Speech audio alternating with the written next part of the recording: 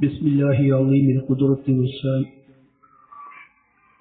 شديد البطش والبرهان حافظ الدين والقرآن ما شاء الله كان وما لم يشأ لم يكن ولا حول ولا قوة إلا بالله العلي العظيم.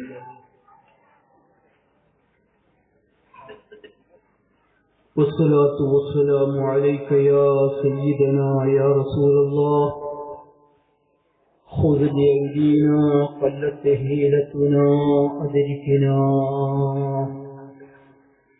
الصلاة والسلام عليك يا سيدنا يا رسول الله خذ بأيدينا قلت حيلتنا أدركنا.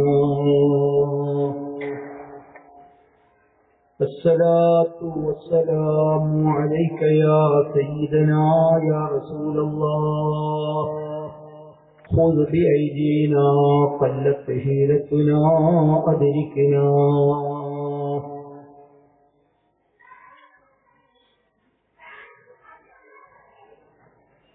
أعوذ بالله من الشيطان الرجيم.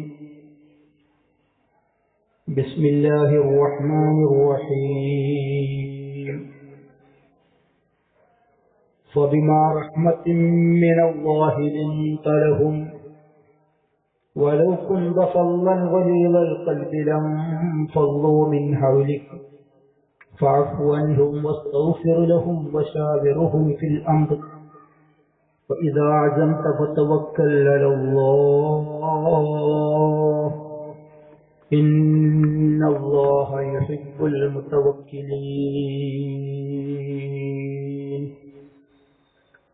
صدق الله العلي العظيم وصدق وبلغ رسوله الكريم ونحن على ذلك من الشاهدين الشاكرين والحمد لله رب العالمين. وأجمل منك لم تر قط عين وأحسن منك لم تلد النساء.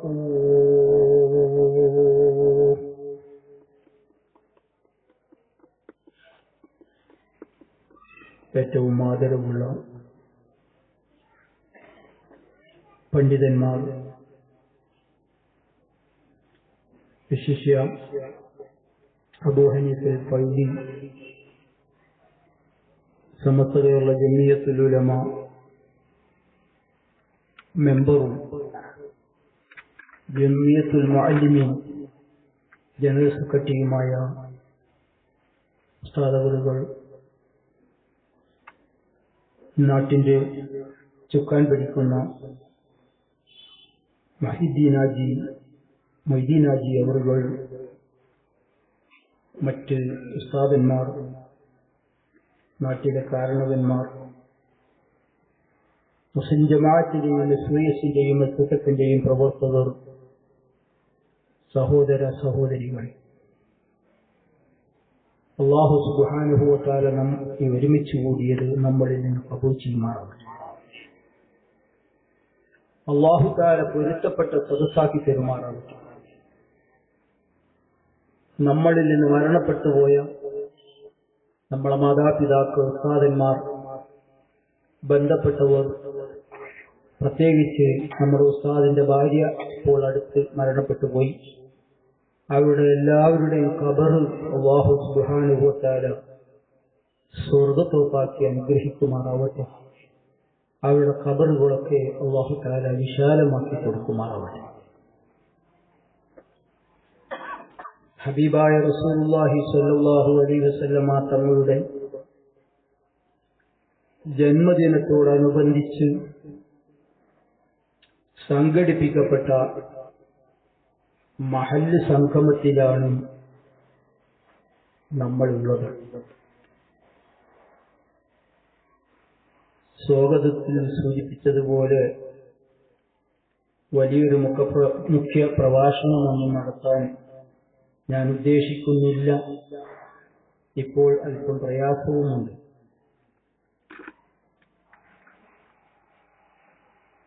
ഈ സമ്മേളനവും ഹബീബായ റസൂലുള്ളാഹി സ്വല്ലല്ലാഹു അലൈഹി വസല്ലമ തങ്ങളുടെ ജന്മദിന ആഘോഷവും തമ്മിൽ വലിയ ബന്ധമുണ്ട്.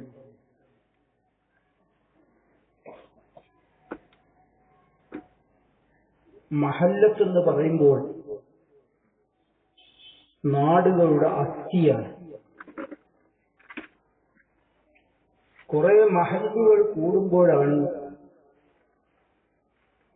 പഞ്ചായത്തും വില്ലേജും ജില്ലയുമൊക്കെ ആവുന്നത്.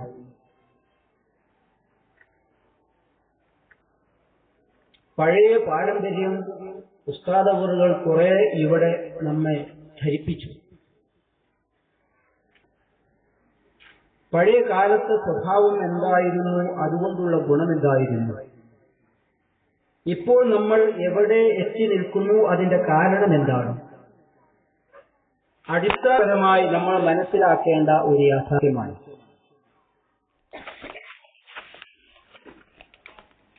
ഹബീബായ റസൂലുള്ളാഹി സ്വല്ലല്ലാഹു അലൈഹി വസല്ലമ തങ്ങളുടെ കാലത്ത് അല്ലെങ്കിൽ സ്വഹാബത്തിന്റെ കാലത്ത് എന്തായാലും നമ്മളെ നാടുകളിൽ ഇസ്ലാം എത്തിയിട്ടുണ്ട്, എത്തുകയും വേണം. അന്ന് തൊട്ട് 1921 വരെ ഇവിടെ നടന്നു പോകുന്ന ഒരു ശീലമുണ്ട്.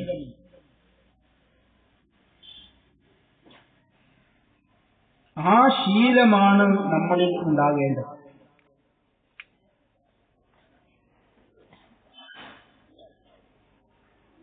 അന്നും വ്യത്യസ്തമായ ആളുകൾ നമ്മുടെ നാടുകളിൽ ഉണ്ടായിരുന്നു, വ്യത്യസ്ത ഗോത്രങ്ങളുണ്ടായിരുന്നു, ആദർശക്കാരുണ്ടായിരുന്നു, സംഘാടകരുണ്ടായിരുന്നു. കാര്യം അങ്ങനെയൊക്കെയാണെങ്കിലും ഇസ്ലാമിന്റെ കാര്യത്തിൽ അവർക്ക് രണ്ടഭിപ്രായമുണ്ടായിരുന്നില്ല. ഒരറ്റം മുതൽ മറ്റേ അറ്റം വരെ പരിശോധിച്ചാൽ ഒരേ ആദർശവും ഒരേ ആശയവും നിലനിന്നു പോന്നിരുന്ന ഒരു സ്വഭാവമാണ് നമ്മുടെ എല്ലാ മഹല്ലുകളിലും ഉണ്ടായിരുന്നത്. എല്ലാ മഹല്ലത്തിലും ഒരു ഉസ്താദ് ഉണ്ടാവും. ഒന്നിരിക്കൽ ആ മഹല്ലത്തിന്റെ ഖാദിയായിരിക്കും, അല്ലെങ്കിൽ ആ മഹല്ലത്തിന്റെ മുദരിസായിരിക്കും, അല്ലെങ്കിൽ ആ മഹല്ലത്തിലെ ഖതീബായിരിക്കും. ഒന്നും അല്ലെങ്കിൽ ആ നാട്ടിലെ ഒരു സാധാരണക്കാരനായിരിക്കും ആ ഉസ്താദ്. ദീനിന്റെ ഏത് കാര്യം വരുമ്പോഴും അവർ സ്വീകരിക്കുന്നത് ആ ഉസ്താദിന്റെ അഭിപ്രായമാണ്. ഖുർആനിൽ എന്ത് പറഞ്ഞു എന്നല്ല അവർ നോക്കുന്നത്, ഹബീബായ റസൂലുള്ളാഹി സ്വല്ലല്ലാഹു അലൈഹി വസല്ലം തങ്ങൾ ഹദീസിൽ എന്ത് പറഞ്ഞു എന്നല്ല അവർ നോക്കുന്നത്. നമ്മളെ പള്ളിയിലെ ഉസ്താദ്,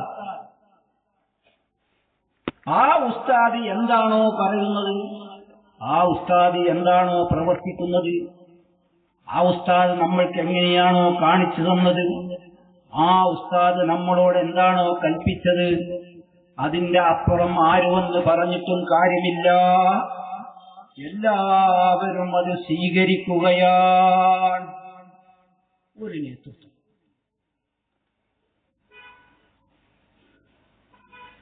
21 ശേഷം വൈകൃത ചിന്താഗതിക്കാരായ ബിദഅകൾ ഈ നാട്ടിലേക്ക് കടന്നു വന്ന് സംവിധാനിച്ച ഒന്നാണ് ഛിദ്രതയും ഭിന്നതയും. ഞാൻ അതിലേക്ക് കടക്കുകയില്ല. എല്ലാവരും ഐക്യത്തിൽ നടന്നിരുന്ന കാലത്ത് ഐക്യ സംഘടന ഉണ്ടാക്കിയവരാണ് അവർ. നമ്മുടെ കാരണന്മാർ എന്ന് ചോദിച്ചു, എല്ലാവരും ഇപ്പോൾ ഐക്യത്തിലാണല്ലോ, ഒരനൈക്യവും നമ്മളിടയിലില്ലല്ലോ, പിന്നെന്തിനാണ് ഒരു ഐക്യസംഘം? ഈ ഐക്യസംഘത്തിലൂടെയാണ് മുസ്ലിങ്ങളിലേക്ക് അനൈക്യം വരുന്നത്. കണ്ടില്ലേ, ആഴ്ച അടുത്ത ദിവസം ജന്മദിനം കൊണ്ടാടൽ അനിസ്ലാമികമാണ്. എന്താ തെളിവ് പറഞ്ഞത്? അത് റസൂലുള്ളാഹി സ്വല്ലല്ലാഹു അലൈഹി വസല്ലം തങ്ങളുടെ കാലത്തുണ്ടായിരുന്നില്ല. അബൂബക്കർ സിദ്ദീഖ് റളിയല്ലാഹു അൻഹുവിന്റെ കാലത്തുണ്ടായിരുന്നില്ല. ഉമർ റളിയല്ലാഹു അൻഹുവിന്റെ കാലത്തുണ്ടായിരുന്നില്ല. ഇമാമിങ്ങളുടെ കാലത്തുണ്ടായിരുന്നില്ല. അവരുടെ കാലത്തൊന്നും ഇല്ലാത്ത ഒന്ന് അനിസ്ലാമികമാണ്. സഹോദരന്മാരെ, നിങ്ങളൊന്ന് ചിന്തിച്ചു നോക്കി, റസൂലുള്ളാഹിന്റെ കാലത്ത് മുഖാമുഖം ഉണ്ടായിരുന്നോ? അവർ മുഖാമുഖേറ്റല്ലേ വന്നത്? അത് റസൂലുള്ളാഹി സ്വല്ലല്ലാഹു അലൈഹി വസല്ലം തങ്ങളുടെ കാലത്തുള്ളതോ ഇല്ലാത്തതോ? റസൂലുള്ളാഹി സ്വല്ലല്ലാഹു അലൈഹി വസല്ലം തങ്ങളുടെ കാലത്ത് മദ്രസ ഉണ്ടാക്കലുണ്ടായിരുന്നോ? ഏതെങ്കിലും ഒരു മദ്രസ റസൂലുള്ളാഹി സ്വല്ലല്ലാഹു അലൈഹി വസല്ലം തങ്ങളുടെ കാലത്തുണ്ടോ? ഇല്ല.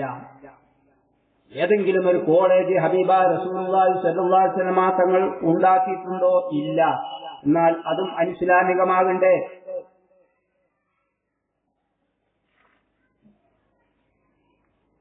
ഇത് അനൈക്യത്തിന് ഞാൻ ഉദാഹരണം പറയാം. റസൂലുള്ളാഹി സ്വല്ലല്ലാഹു അലൈഹി വസല്ലം തങ്ങൾ ചെയ്യാത്തത് കൊണ്ട് അനിസ്ലാമികം. എന്നാൽ ഖുർആനിൽ അല്ലാഹു എന്താ പറഞ്ഞത്? വമാ താഖുമുർ റസൂലു ഫഖുദൂഹു വമാ നഹാകും അൻഹു ഫന്തഹൂ. ഇസ്ലാമികവും അനിസ്ലാമികവുമാണ് ഈ ആയത്തിൽ അല്ലാഹു തആല വിവരിച്ചത്. വമാ ആതാകുമുർ റസൂലു, ഹബീബായ റസൂലുള്ളാഹി സ്വല്ലല്ലാഹു അലൈഹി വസല്ലം തങ്ങൾ കൊണ്ടുവന്ന ഒന്ന് മുഴുവനും ഫഖുദൂഹു, അത് നിങ്ങൾ എടുക്കണം. വമാ നഹാകും അൻഹു ഫന്തഹൂ, എന്ത് വിരോധിച്ചോ അത് ഉപേക്ഷിക്കണം. ഇസ്ലാമികവും അനിസ്ലാമികവുമാണ് ഇതിൽ പറഞ്ഞിരിക്കുന്നത്. ഈ കാലഘട്ടത്തിൽ പ്രത്യേകിച്ച് യുവാക്കൾ കാര്യം മനസ്സിലാക്കേണ്ടതുണ്ട്. പറയുന്നത് കേൾക്കുമ്പോൾ തോന്നിപ്പോകും, ആ കാര്യം ശരി തന്നെ, റസൂലുള്ളാഹിന്റെ കാലത്തില്ലാത്താണെങ്കിൽ അനിസ്ലാമികമാണ്. അബൂബക്കർ സിദ്ദീഖ് റളിയല്ലാഹു അൻഹു ചെയ്യാത്താണെങ്കിൽ അനിസ്ലാമികമാവണ്ടേ? ഉമർ റളിയല്ലാഹു അൻഹു ചെയ്യാത്താണെങ്കിൽ അനിസ്ലാമികമാവണ്ടേ? വേണോ വേണ്ടോ നിങ്ങൾ നോക്കൂ. ഞാൻ പറയുന്നത് എന്താണ്? നമ്മളെ നാടുകളിലേക്ക് ചിത്രത വന്നത് എങ്ങനെയെന്ന് നമ്മൾ മനസ്സിലാക്കേണ്ടതുണ്ട്. ആ വിഭാഗത്തെ തിരിച്ചറിയേണ്ടതുണ്ട്. ഇന്നും നമ്മളെ നാട്ടിൽ പേര് എന്തിന്റെ പേരാണെങ്കിലും ശരി, APKന്റെ പേരിലായാലും ശരി, സമസ്തയുടെ പേരിലായിരുന്നാലും ശരി, എന്തിന്റെ പേരിൽ ഇവിടെ ഭിന്നത ഉണ്ടായിട്ടുണ്ടോ അതിന്റെ മുഴുവത്തിന്റെയും പിന്നിൽ വിദഗ്ധകളാണ് പ്രവർത്തിച്ചിട്ടുള്ളത് എന്ന് തിരിച്ചറിവ് നമ്മൾക്ക് ആദ്യം വേണം. ആർക്കും സുന്നികളാവുന്ന നമ്മൾ. എന്താണ് ഈ ആയത്തിൽ അല്ലാഹു പറഞ്ഞത്? വമാ ആതാകുമുർ റസൂലു ഫഖുദൂ, റസൂലുള്ളാഹി കൊണ്ടുവന്നത് മുഴുവനും നിങ്ങൾ പിടിക്കുക, സ്വീകരിക്കുക. ഏതാ റസൂലുള്ളാഹി കൊണ്ടുവന്നത്? റസൂലുള്ളാഹി സ്വല്ലല്ലാഹു അലൈഹി വസല്ലം തങ്ങൾ പറഞ്ഞത് റസൂലുള്ളാഹി കൊണ്ടുവന്നതാണ്. റസൂലുള്ളാഹി സ്വല്ലല്ലാഹു അലൈഹി വസല്ലം തങ്ങൾ പ്രവർത്തിച്ചത് അത് റസൂലുള്ളാഹി സ്വല്ലല്ലാഹു അലൈഹി വസല്ലം തങ്ങൾ കൊണ്ടുവന്നതാണ്. റസൂലുള്ളാഹി സ്വല്ലല്ലാഹു അലൈഹി വസല്ലം തങ്ങൾ അംഗീകരിച്ചത് അത് റസൂലുള്ളാഹി സ്വല്ലല്ലാഹു അലൈഹി വസല്ലം തങ്ങൾ കൊണ്ടുവന്നതാണ്. ഇത് മുഴുവനും എടുക്കണം. റസൂലുള്ളാഹി പറഞ്ഞതെടുക്കണം, റസൂലുള്ളാഹി പ്രവർത്തിച്ചതെടുക്കണം, റസൂലുള്ളാഹി സ്വല്ലല്ലാഹു അലൈഹി വസല്ലം തങ്ങൾ അംഗീകരിച്ചതെടുക്കണമെന്ന. എന്നാൽ ആ പറഞ്ഞ കൂട്ടത്തിൽ ഒരു ഹദീസ് നമ്മൾക്ക് കാണാം. മൻ സന്ന ഫിൽ ഇസ്ലാമി സുന്നത്തൻ ഹസനത്തൻ കാന ലഹു അജ്റുഹാ വ അജ്റു മൻ അമില ബിഹാ ഇലാ യൗമിൽ ഖിയാമ. ശഫീഉൽ വറാ റസൂലുള്ളാഹി. മൻ സന്ന ഫിൽ ഇസ്ലാമി സുന്നത്തൻ ഹസനത്തൻ, ഒരു നല്ല കാര്യം, ഒരു ചര്യ ഒരാൾ നടപ്പാക്കി കൊണ്ടുവന്നാൽ കാന ലഹു അജ്റുഹാ, അതിന്റെ കൂലി അവനിക്കുണ്ട്. ആർക്ക്? ആ ചര്യ നടപ്പാക്കിയവനിക്ക്. വഅജ്റു മൻ അമില ബിഹാ ഇലാ യൗമിൽ ഖിയാമ, ഇവൻ ചെയ്തത് കണ്ടുകൊണ്ട് ആര് ഖിയാമത്ത് നാൾ വരെ ആ പ്രവർത്തനം ചെയ്യുന്നോ ആദ്യം നടപ്പാക്കിയതായ ആൾക്ക് ഒരു പ്രതിഫലമുണ്ട്, ഒരു വിഹിതമുണ്ട്. അത് നോക്കിങ്ങൾ. റസൂലുള്ളാഹി സ്വല്ലല്ലാഹു അലൈഹി വസല്ലം തങ്ങൾ ചെയ്യണമെന്നില്ല, ഖുർആനിൽ വേണമെന്നില്ല, അബൂബക്കർ സിദ്ദീഖ് റളിയല്ലാഹു അൻഹു ചെയ്യണമെന്നില്ല, ഉമർ റളിയല്ലാഹു അൻഹു ചെയ്യണമെന്നില്ല. എന്തായാൽ മതി? മൻ സന്ന ഫിൽ ഇസ്ലാമി സുന്നത്തൻ ഹസനത്തൻ, ഒരു നല്ല ചര്യയായാൽ മതി. എന്നാ അവനിക്ക് കൂലിയുണ്ട്.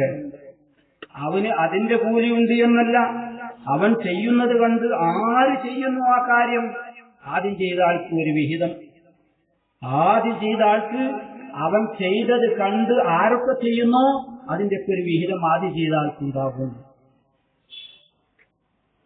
ഹബീബായ റസൂലുള്ളാഹി സ്വല്ലല്ലാഹു അലൈഹി വസല്ലം തങ്ങളുടെ മേൽ നടത്തുന്ന ഈ മൗലിദ് നല്ലതോ അല്ലാത്തതോ നമ്മൾക്ക് പറയാൻ പറ്റില്ല. അത് പറയേണ്ടത് ആലിമീങ്ങളാ. ഇവരെന്താ പറയുന്നത്? 3 നൂറ്റാണ്ടിൽ ഇതുപോലെ റസൂലുള്ളാഹിയുടെ മേൽ മൗലിദ് ആഘോഷിച്ചിട്ടില്ല. 3 നൂറ്റാണ്ട് കഴിച്ചപ്പോ എത്രയായി? 1100 നൂറ്റാണ്ടിന്റെ മേലെയില്ലേ? 1100 വർഷത്തേക്കാൾ കൂടുതലായി. 3 നൂറ്റാണ്ടിന്റെ ശേഷം വന്ന അന്നുള്ള പണ്ഡിതന്മാരും അഇമ്മത്തും എന്തു പറഞ്ഞു? എല്ലാവരും പറഞ്ഞു. എന്തേ പറഞ്ഞത്? വഹുവ ബിദ്അത്തുൻ ഹസന. റസൂലുള്ളാഹി സ്വല്ലല്ലാഹു അലൈഹി വസല്ലം തങ്ങളുടെ മൗലിദ് കൊണ്ടാടൽ അത് നല്ല ഒരു ചര്യയാണ്. മഹാനായ ഇമാം നവവി തങ്ങളുടെ ഉസ്താദാണ് അബൂ ശാമ റളിയല്ലാഹു അൻഹു.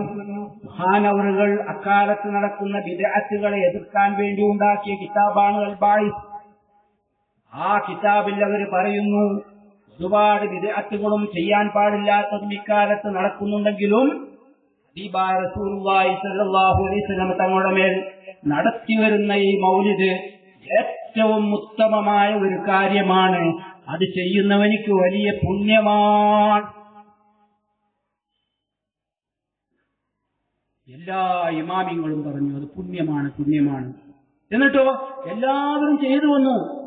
1921 ശേഷം കേരള നദവത്തുൽ മുജാഹിദിന്റെ സംഘടനയാവുന്ന കേരള ജമിയത്തുൽ ഉലമ എന്ന പേരിലായിരുന്നു അവർ ജമിയത്തുൽ ഉലമ. അതിന്റെ പ്രസിഡന്റും അതിന്റെ വൈസ് പ്രസിഡന്റുമായിരുന്ന ഇ.കെ. മൗലവിയും കെ.എം. മൗലവിയും വരെ റബീഉൽ അവ്വലിൽ ഇറങ്ങിയതായ മാസികകളിൽ അവരെഴുതി ഇത് വലിയ പുണ്യം കിട്ടുന്ന കാര്യമാണ്. ഏത്?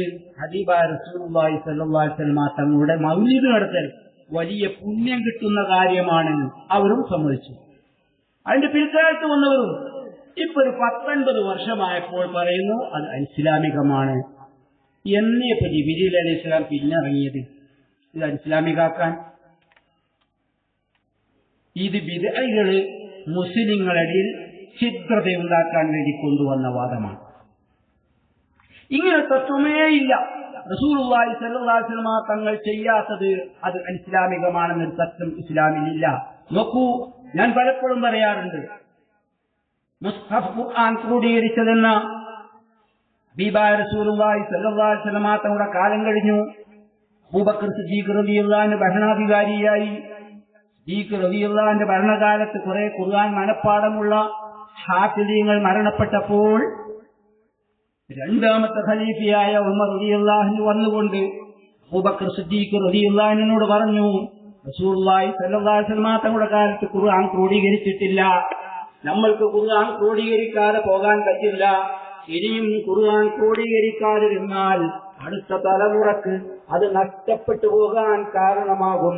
അതുകൊണ്ട് ഖുർആൻ ക്രോഡീകരിക്കണം.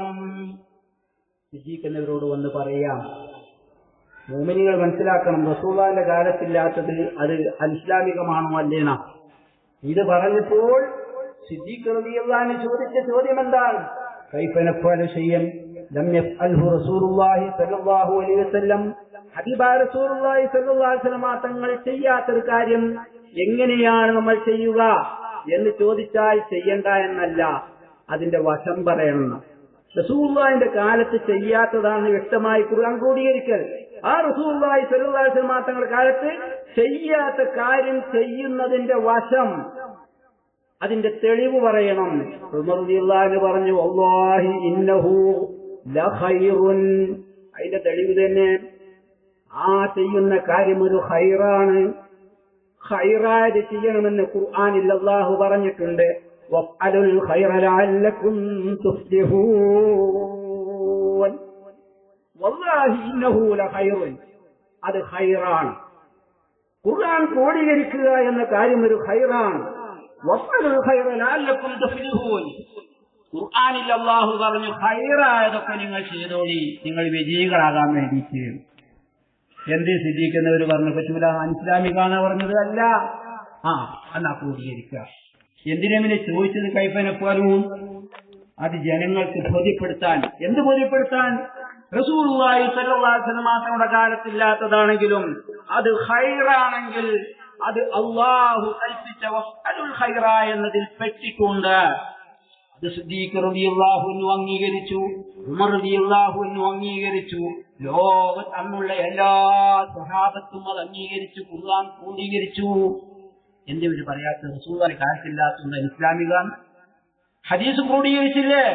1 നൂറ്റാണ്ട് കഴിഞ്ഞതിന് ശേഷമാണ് റസൂലുള്ളാഹി സ്വല്ലല്ലാഹു അലൈഹി വസല്ലം തങ്ങൾ വഫാത്തായി 90 വർഷം കഴിഞ്ഞിട്ടാണ് ഹദീസ് ക്രോഡീകരിക്കാൻ തുടങ്ങുന്നത്. ഉമർ ബിൻ അബ്ദുൽ അസീസ് റഹ്മത്തുള്ളാഹി അലൈഹി ഭരണാധികാരിയായപ്പോഴാണ് ഹദീസ് ക്രോഡീകരിക്കുന്നത്. അന്ന് അവർ ഭരണം ഏറ്റെടുക്കുന്നത് ഹിജറ 99-ലാണ്. അതിന്റെ ശേഷമാണ്. അതുവരെ ഹദീസ് എഴുതി വെക്കുന്ന പരിപാടിയില്ല. സഹീഹ് ബുഖാരി എഴുതിയിട്ടില്ല, സഹീഹ് മുസ്ലിം എഴുതിയിട്ടില്ല, ജാമിഉ തുർമുദി എഴുതിയിട്ടില്ല, നസായി എഴുതിയിട്ടില്ല, ഇബ്നു മാജ എഴുതിയിട്ടില്ല, ഹദീസിന്റെ ഗ്രന്ഥങ്ങളൊന്നും എഴുതിയിട്ടില്ല. കാരണം എന്താ? ഹബീബായ റസൂലുള്ളാഹി സ്വല്ലല്ലാഹു അലൈഹി വസല്ലം തങ്ങളുടെ ഒരു ഹദീസ് ഉണ്ട്. എന്താ? ലാ തക്തുബു അന്നി ഗൈറൽ ഹദീസ് ഗൈറൽ ഖുർആൻ. നിങ്ങൾ ഖുർആൻ അല്ലാതെ മറ്റൊന്നും എന്നിൽ നിന്ന് എഴുതരുത് എന്നൊരു നിർദ്ദേശം റസൂലുള്ളാഹി വെച്ചിരുന്നു. കാരണം ഖുർആൻ ഇറങ്ങിക്കൊണ്ടിരിക്കുന്ന സമയത്ത് ഖുർആനും എഴുതി വെച്ചു, ഹദീസും എഴുതി വെച്ചാൽ അത് സമ്മിശ്രമായി അങ്ങോട്ടും ഇങ്ങോട്ടും കലരാൻ സാധ്യതയുണ്ട് എന്നതുകൊണ്ടായിരിക്കണം ഹദീസ് എഴുതുന്നത് നിരോധിച്ചിരുന്നു റസൂലുള്ളാഹി സ്വല്ലല്ലാഹു അലൈഹി വസല്ലം. പിന്നെ ആ എഴുത്തു തുടങ്ങിയതെന്നാ 1 നൂറ്റാണ്ട് കഴിയുമ്പോൾ. റസൂലുള്ളാഹിന്റെ കാലത്തുണ്ടോ? ഇല്ല. ഞാൻ ഇസ്ലാമിക എന്ന് പറയണ്ടേ? അന്ന് അനിസ്ലാമിക എന്ന് ആയിട്ടുണ്ടെങ്കിൽ അതിന് വിധി കൊടുത്തിട്ടുണ്ട് എങ്കിൽ എങ്ങനെ നമ്മൾക്ക് ഹദീസ് കിട്ടിയിരുന്നു? എങ്ങനെ വിദായികൾ ബുഖാരിയിൽ നിന്ന് ഹദീസ് ഉദ്ധരിക്കും? എങ്ങനെ സഹീഹ് മുസ്ലിമിൽ നിന്ന് ഹദീസ് ഉദ്ധരിക്കും? എങ്ങനെ തുർമുദിയിൽ നിന്ന് ഹദീസ് ഉദ്ധരിക്കും? പോട്ടെ, എല്ലാ ബിദ്അത്തും അത് വലാലത്താണ്. എല്ലാ വിധേയത്വം പിഴച്ചതാണെങ്കിൽ ഞാൻ ചോദിക്കട്ടെ, ഹബീബായ റസൂലുള്ളാഹി സ്വല്ലല്ലാഹു അലൈഹി വസല്ലം തങ്ങളുടെ കാലം കഴിഞ്ഞു, സിദ്ദീഖ് റളിയല്ലാഹുവിന്റെ കാലം കഴിഞ്ഞു, ഉമർ റളിയല്ലാഹുവിന്റെ ഭരണകാലത്തിന്റെ ആദ്യ ഭാഗം കഴിഞ്ഞു. അങ്ങോട്ട് കഴിഞ്ഞപ്പോൾ ഒരിക്കൽ ഉമർ റളിയല്ലാഹു മദീനയിലെ പള്ളിയിലേക്ക് കയറി വരുമ്പോൾ ചെറിയ ചെറിയ ജമാഅത്തുകൾ പള്ളിയുടെ ഓരോ ഭാഗത്ത് നടക്കുന്നു. സഹാബത്തിനെ വിളിച്ചുകൊണ്ട് ഉമർ റളിയല്ലാഹു അൻഹു പറഞ്ഞു, റസൂലുള്ളാഹി സ്വല്ലല്ലാഹു അലൈഹി വസല്ലം തങ്ങൾ അന്ന് തറാവീഹ് നിർത്തിവെക്കാനുള്ള കാരണം പറഞ്ഞത് 3 ദിവസം മാത്രം തറാവീഹ് നിസ്കരിച്ച് തറാവീഹ് നിർത്തിവെക്കാനുള്ള കാരണം പറഞ്ഞതെന്താ? നിങ്ങളുടെ ആവേശം കണ്ട് ഫർളാക്കുമോ എന്ന് ഞാൻ പേടിക്കുന്നു. ഉമർ റളിയല്ലാഹു സഹാബത്തിനോട് പറഞ്ഞു, ഇന്ന് നമ്മൾക്ക് ആ പേടി വേണ്ട. ഇതുവരെ ഫർളാക്കാത്തൊരു കാര്യം ഇനി ഫർളാക്കുകയില്ല. അതുകൊണ്ട് നമ്മൾക്ക് ഹബീബ റസൂലുള്ളാഹി കാണിച്ചു തന്ന 3 ദിവസത്തെ തറാവീഹ് ഉണ്ടല്ലോ, അത് പുനഃസ്ഥാപിക്കാം. മദീനയിലെ പള്ളിയിൽ ഉമർ റളിയല്ലാഹു തറാവീഹ് പുനഃസ്ഥാപിക്കുന്നു. അത് എത്ര റക്അത്താണെന്നില്ല. ഒരു കാക്ക കാൽചൂട്ടെന്ന് മൗലവി പ്രസംഗിച്ച് ചോദിച്ചു, അന്ന് തറാവീഹ് 20 റക്അത്താണ് നിസ്കരിച്ചത്, ഉമർ റളിയല്ലാഹു വീണ്ടും തറാവീഹ് 20 റക്അത്ത് നിസ്കരിച്ചല്ലോ, അത് റസൂലുള്ളാഹി നിർത്തിച്ചതിനെ ഉമർ റളിയല്ലാഹു കൊണ്ടുവന്നതാണല്ലോ, അത് കൊണ്ടുവന്ന ഉമർ റളിയല്ലാഹു സ്വർഗത്തിലോ നരകത്തിലോ? മൗലവി പ്രസംഗിച്ചതനുസരിച്ച് നല്ല ചോദ്യമാണ്. കാരണം എല്ലാ വിദേഹത്തും നരകത്തിൽ കാണാം. അപ്പൊ ഇതൊരു വിദേഹത്താണ് ഉമർ റളിയല്ലാഹു എന്ന് പറയുന്നുണ്ട്. നിയമത്തിൽ വിദേഹത്തു ഹാദിഹി, ഇത് നല്ല വിദേഹത്താണ്. ആ മുമ്പ് ചോദ്യം നല്ല പ്രസക്ത ചോദ്യ, മറമ്മത്ത് കൊണ്ട ചോദ്യമാണ്. വിദേഹത്തൊക്കെ നരകത്തിലാണെങ്കിൽ ഉമർ റളിയല്ലാഹു കൊണ്ടുവന്ന ഈ വിദേഹത്ത് നടപ്പാക്കിയ ഉമർ റളിയല്ലാഹു നരകത്തിലാണോ പറയണ്ടേ? സഹാബത്ത് മുഴുവൻ അംഗീകരിച്ചതല്ലേ? അപ്പൊ എന്താ? വല്ലാഹി ഇന്നഹു ലഖൈറുൻ. ഒരടിസ്ഥാനം ആദ്യം തന്നെ സിദ്ദീഖ് റളിയല്ലാഹു അൻഹു, ഉമർ റളിയല്ലാഹു അൻഹു, സഹാബത്ത് മുഴുവനും കൂടി അംഗീകരിച്ച ഒരടിസ്ഥാനം എന്താണത്? ഖൈറാണെങ്കിൽ ദീനിൽപ്പെട്ടതാണ്, അത് കൊണ്ടുവരാം. പോകട്ടെ, ഉസ്മാൻ റളിയല്ലാഹു അൻഹു 3ാമത്തെ ഖലീഫയാണ്. ഹബീബായ റസൂലുള്ളാഹി സ്വല്ലല്ലാഹു അലൈഹി വസല്ലം തങ്ങളുടെ കാലത്ത് ജുമാ നിസ്കാരത്തിന് ഒരു വാങ്കേ ഉള്ളൂ. ഇമാം ഖതീബ് മിമ്പറിൽ കയറിയതിന്റെ ശേഷം ഒരു വാങ്കേ ഉള്ളൂ. സിദ്ദീഖ് റളിയല്ലാഹുവിന്റെ കാലത്തും അങ്ങനെ തന്നെ. ഖതീബ് മിമ്പറിൽ കയറിയതിന്റെ ശേഷം ഒരു വാങ്കേ ഉള്ളൂ വെള്ളിയാഴ്ച. ഉമർ റളിയല്ലാഹുവിന്റെ 10 വർഷത്തെ ഭരണകാലത്തും വരുവാങ്കിയുള്ളൂ. ഖതീബ് മിമ്പറിൽ കയറിയതിനു ശേഷം വരുവാങ്കൊള്ളൂ. മൂന്നാമത്തെ ഖലീഫയായ ഉസ്മാൻ റളിയല്ലാഹു അൻഹു ഖലീഫയായി വന്നപ്പോൾ ആളുകൾ അധികരിച്ചു, അവരുടെ ശുഗലുകളും ജോലികളും അധികരിച്ചു. ജുമാക്ക് വരാൻ പിന്നി തുടങ്ങിയപ്പോൾ ഉസ്മാൻ റളിയല്ലാഹു അൻഹു നടപ്പാക്കി 2 ബാങ്ക്. ഒന്ന് വഖത്ത് കടക്കുന്ന സമയത്ത് അതാ നടപ്പാക്കിയത്. ഹബീബായ റസൂലുള്ളാഹിന്റെ കാലത്ത് അതിന്റെ ആവശ്യമില്ല, സിദ്ദീഖ് റളിയല്ലാഹു അൻഹുവിന്റെ കാലത്ത് അതിന്റെ ആവശ്യമില്ല. സുബ്ഹി നിസ്കരിക്കാൻ വേണ്ടി വന്ന ജനങ്ങൾ അവർ ജുമാ കഴിഞ്ഞാണ് വീട്ടിലേക്ക് തിരിച്ചു പോകുന്നത്, അവരെ വിളിച്ചു വരുത്തേണ്ട ആവശ്യമില്ല. ഉസ്മാൻ റളിയല്ലാഹു അൻഹുവിന്റെ കാലമായപ്പോൾ കാലത്തിന് മാറ്റം വന്നപ്പോൾ ഉസ്മാൻ റളിയല്ലാഹു അൻഹു ഒരു വാങ്ക് പുതിയതായി കൊണ്ടുവന്നു. മൻ അഹദസ ഫീ അംരിനാ ഹാദാ മാ ലൈസ മിൻഹു ഫഹുവ റദ്ദുൻ. ഹബീബ് എന്തേ പറഞ്ഞിട്ടുള്ളൂ? ദീനിൽപ്പെട്ടതല്ലാത്തതിനെ പുതിയതായി കൊണ്ടുവന്നാൽ എന്ന് പറഞ്ഞാൽ അടിസ്ഥാന തെളിവുകൊണ്ട് സ്ഥിരപ്പെട്ടതല്ലാത്തതിനെ കൊണ്ടുവന്നാൽ അത് റദ്ദ് ചെയ്യേണ്ടതാണ്. അതിനുള്ള ഒറ്റ സ്വഹാബിയും താബീങ്ങളും ആ വാങ്ങിനെ എതിർത്തില്ല, അത് അനിസ്ലാമികമാണെന്ന് പറഞ്ഞില്ല. കാരണം എന്താ? വല്ലാഹി ഇന്നഹു ലഖൈറുൻ. ഇത് ഉമർ റളിയല്ലാഹു അൻഹു, സിദ്ദീഖ് റളിയല്ലാഹു അൻഹു സ്വഹാബത്തൊക്കെ കൂടെ കൂടിയിട്ട് അംഗീകരിച്ചൊരു കാര്യമാണ്. ഇങ്ങനെ പോന്നു. സ്വഹാബത്തിന്റെ കാലത്ത് പ്രത്യേകം റബീഉൽ അവ്വൽ മാസത്തിൽ മൗലിദ് പറയേണ്ടതില്ല, മദ്ഹ് പറയേണ്ടതില്ല. റസൂലുള്ളാഹി സ്വല്ലല്ലാഹു അലൈഹി വസല്ലം തങ്ങൾ എപ്പോഴും മദ്ഹ് ചെയ്തുകൊണ്ടിരിക്കുകയാണ്, ഹബീബിന്റെ മേൽ സ്വലാത്ത് ചൊല്ലിക്കൊണ്ടിരിക്കുകയാണ്. കാലം പിന്നിട്ടപ്പോൾ ഹബീബിനുള്ള ബന്ധം കുറഞ്ഞു വരുന്നു, മദ്ഹ് പറയൽ കുറയുന്നു, സ്വലാത്ത് ചൊല്ലൽ കുറയുന്നു. അപ്പോൾ അന്നുള്ള അഇമ്മത്ത് ഇമാമിങ്ങൾ തീരുമാനിച്ചു, വർഷത്തിൽ ഒരു മാസമെങ്കിലും ആ മാസത്തിൽ ഹബീബായ റസൂലുള്ളാഹി സ്വല്ലല്ലാഹു അലൈഹി വസല്ലം തങ്ങൾ ജനിച്ച ദിവസത്തിലെങ്കിലും പ്രൗഢമായി കൊണ്ട് ഹബീബിന്റെ മൗലിദ് പാരായണം ചെയ്യണം, ഹബീബിന്റെ മേൽ സ്വലാത്ത് ചൊല്ലണം, ഹബീബിന്റെ മദ്ഹ് പറയണം, ഹബീബിന്റെ മേൽ അന്നദാനം നടത്തണം, സദഖകൾ നിർവഹിക്കണം. ലോകം മുഴുവനും അത് അംഗീകരിക്കുകയും ചെയ്തു. വല്ലാഹി ഇന്നഹു ലഖൈറുൻ. അത് ഖൈറാ, ലോകം അംഗീകരിച്ചു. ഇനി അതിനെ സംബന്ധിച്ച് അനിസ്ലാമികം എന്ന് പറഞ്ഞിട്ട് അത് ചെയ്യുന്നവർ ശിർക്ക് ചെയ്യുന്നവർ എന്ന് പറഞ്ഞാൽ അത് മുസ്ലിങ്ങളിൽ ഭിന്നതയുണ്ടാക്കുന്നവരാ, ഛിന്ന ഭിന്നമാക്കുന്നവരാ. അവരെ നമ്മൾ തിരിച്ചറിയണം. നോക്കൂ സഹോദരന്മാരെ, നമ്മുടെ നാട്ടിലൊക്കെ പള്ളിയിൽ സ്വലാത്ത്, മാസാന്ത സ്വലാത്ത്, മാസത്തിലെ സ്വലാത്ത്. നാളെ പറയില്ലേ അത് വിദേഹത്താണ്. റസൂലുള്ളാഹി മാസാന്ത സ്വലാത്ത് നടത്തിയിട്ടില്ല, അബൂബക്കർ സിദ്ദീഖ് റളിയല്ലാഹു അൻഹു മാസാന്ത സ്വലാത്ത് നടത്തിയിട്ടില്ല, ഉമർ റളിയല്ലാഹു അൻഹു മാസാന്ത സ്വലാത്ത് നടത്തിയിട്ടില്ല. അതുകൊണ്ട് അത് ശിർക്കാണ്, അത് വിദേഹത്താണ്, അനിസ്ലാമികമാണ്. അല്ല, സ്വലാത്ത് ചെല്ലാൻ വേണ്ടി ഖുർആനിൽ അല്ലാഹു പറഞ്ഞത് സൊല്ലൂനെ. ഏത് സ്വലാത്ത് ചൊല്ലിക്കോളി, എപ്പോ ചൊല്ലിക്കോളി, എവിടെ വെച്ച് ചൊല്ലിക്കോളി, എങ്ങനെ ചൊല്ലിക്കോളി, എന്ത് ചൊല്ലിയാലും കുഴപ്പമില്ല. അപ്പൊ പഴയ കാലത്തൊക്കെ എങ്ങനെ സ്വലാത്ത് ചെല്ലുന്നത്? അവരുടെ ജീവിതത്തിന്റെ നല്ലൊരു ഭാഗം സ്വലാത്ത് എല്ലാം നീക്കി വെക്കുക. അത് കുറഞ്ഞപ്പോ നമ്മളെ ഉസ്താദന്മാർ, നമ്മളെ മഹാന്മാരായ ആളുകൾ മാസത്തിൽ ഒരിക്കലെങ്കിലും സ്വലാത്ത് കൂടിയിരുന്ന് ചൊല്ലട്ടെ, അതിന് സ്വലാത്ത് ഹൽക്ക രൂപീകരിച്ചു. അത് ഇസ്ലാമിക. ചാപ്പനങ്ങാടി വാപ്പുസ്താദ് അള്ളാഹു അവിടുത്തെ ദറജ ഉയർത്തി കൊടുക്കുമാറാവട്ടെ, ആഴ്ചയിൽ ദിക്ർ സ്ഥാപിച്ചു. നമ്മുടെ നാട്ടിലൊക്കെ ആഴ്ചയിൽ ദിക്ർ നടക്കുന്നില്ലേ? ഒരാൾ വന്നിട്ട് പറയാം അത് ഇസ്ലാമികമാണ്. എന്റെ റസൂലുള്ളാഹി ആഴ്ചയിൽ ദിക്ർ നടത്തിയിട്ടില്ല, അബൂബക്കർ സിദ്ദീഖ് ആഴ്ചയിൽ ദിക്ർ നടത്തിയിട്ടില്ല, ഉമർ റളിയല്ലാഹു അൻഹു ആഴ്ചയിൽ ദിക്ർ നടത്തിയിട്ടില്ല.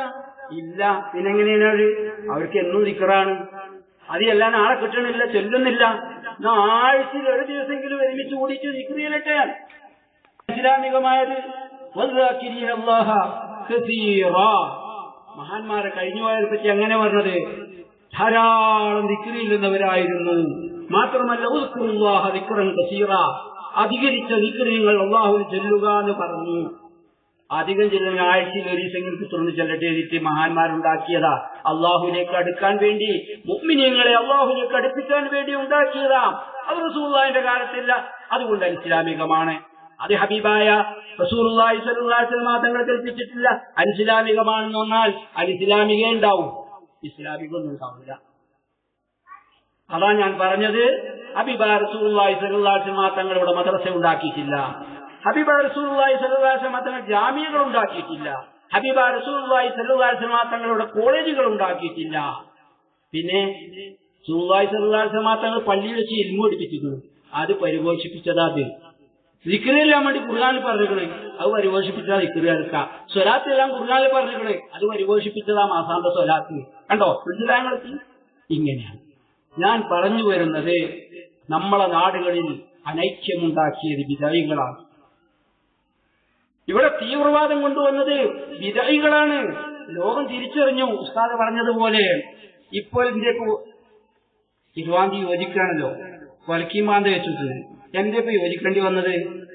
ലോകം മുഴുവൻ അവരെ തിരിച്ചറിഞ്ഞു, ഇനി നിലനിൽപ്പില്ല എന്ന് കണ്ടു. അപ്പോഴാണ് യോജിപ്പിലേക്ക് വരുന്നത്. നമ്മൾക്ക് വന്നാലും മടിയല്ലോ, വന്നിട്ടില്ലെങ്കിലും മടിയല്ലോ, കുഴപ്പമില്ല. യോജിച്ചാലും ഞങ്ങൾക്ക് പ്രശ്നമില്ല, 2 ആയാലും പ്രശ്നമല്ല, 8 ആയാലും പ്രശ്നമല്ല, ഒരു വിഷയേ ഞങ്ങൾക്കില്ല. പക്ഷേ സാധുക്കളായ മുഅ്മിനീങ്ങളിടയിൽ ഭിന്നതയുണ്ടാക്കരുത്.